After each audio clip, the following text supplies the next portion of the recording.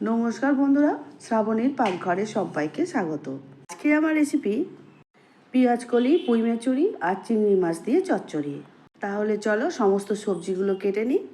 কেটেছি কুমড়ো, আলু, শিম, বেগুন আর পুঁই মেচুরি। সঙ্গে একটু আদা রসুনও গ্রেট করে রেখেছি। এদিকে কড়া বসিয়ে দিয়েছি। কড়ার মধ্যে তেল দিয়ে জিরে আর শুকনো লঙ্কা, তেজপাতা ফোড়ন দিয়ে দিচ্ছি। 1 মিনিটের মতো একটু ভালো গন্ধ আসতেই এর মধ্যে দিয়ে দেব সমস্ত সবজি যা আমি কেটে ধুয়ে জল ঝারিয়ে রেখেছিলাম। সেই সবজিগুলো একসঙ্গেই দিয়ে দিচ্ছি। তোমরা চাইলে আলাদা আলাদা করে ভাজতেই পারো, কিন্তু আমার মনে হয় আলাদা আলাদা করে ভাজার কোনো প্রয়োজন নেই। এই সবজিগুলো অল্প নাড়াচাড়া করার পরেই তুলে দেব যে পেঁয়াজকলি কেটে রেখেছি, সেই কেটে রাখা পেঁয়াজকলি তুলে দেবার পরে এবারে কিন্তু একটু ভালো করে ভেজে নিতে হবে, কারণ প্রথম থেকে কোনো সবজি তো আলাদা আলাদা করে ভাজা হয়নি। সেই জন্য সমস্ত সবজি এবারে খুব ভালো করে নাড়াচাড়া করে একটু ভেজে নিচ্ছি। ভাজার শুরুতেই দিয়ে দিচ্ছি আদা আর রসুন গ্রেট করে রেখেছিলাম, একদম সামান্য সামান্য করে দিয়ে দিলাম।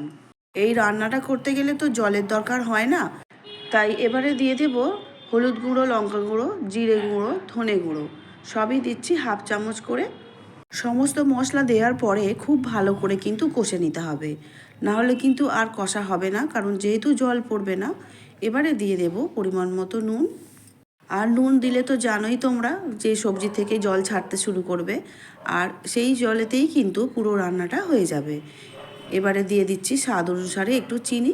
যেহেতু পেঁয়াজকলি আর পুঁই মেচুরি দেওয়া আছে, সেটা তো শাক জাতীয় প্রায়, সেই জন্য আমি একটু চিনি দিলাম। আর এই রান্নাটা একটু চিনি দিলে ভালো লাগে। তোমরা না যদি চাও দিও না। ঢাকা দিয়ে 5-7 মিনিটের জন্য সমস্ত সবজি সিদ্ধ করে নিচ্ছি। 5 মিনিট পর ফিরে এলাম।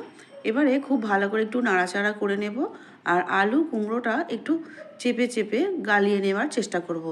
যেহেতু চচ্চড়ি একটু ঘাঁটা হলে খেতে ভালো হয়। যে সকল বন্ধুরা আমার ভিডিওটা এই মুহূর্তে ইউটিউব চ্যানেল থেকে দেখছো, প্লিজ চ্যানেলটিকে সাবস্ক্রাইব করে আমার পাশে থাকার অনুরোধ রইল। আর আমার প্রিয় বন্ধুরা যারা রোজ আমার ভিডিও দেখছো, তাদেরকে অসংখ্য অসংখ্য ধন্যবাদ।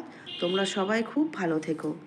ঘরে অল্পই একটু চিংড়ি মাছ ভাজা ছিল, সেই ভেজে রাখা চিংড়ি মাছটা আমি তরকারিটা যখন প্রায় শেষ হয়ে এসেছে সেই সময় আমি দিয়ে দিচ্ছি। দিয়ে খুব ভালো করে নাড়াচাড়া করে মিশিয়ে নিচ্ছি। আরও 2 মিনিটের জন্য পেঁয়াজকলি, চিংড়ি মাছ দিয়ে পুঁই মেচুরি একদম রেডি হয়ে গেছে। এখন ঢাকা দিয়ে গ্যাস অফ করে রেখে দেব। 5 মিনিট পর ফিরে এলাম। এবারে এই পেঁয়াজকলি চচ্চড়িটা একটা সার্ভিং প্লেটের মধ্যে তুলে নিয়েছি। তাহলে সবাই খুব ভালো থেকো। দেখা হবে আগামী ভিডিও নিয়ে। আমার ভিডিওটা এতক্ষণ ধৈর্য ধরে দেখার জন্য অসংখ্য অসংখ্য ধন্যবাদ।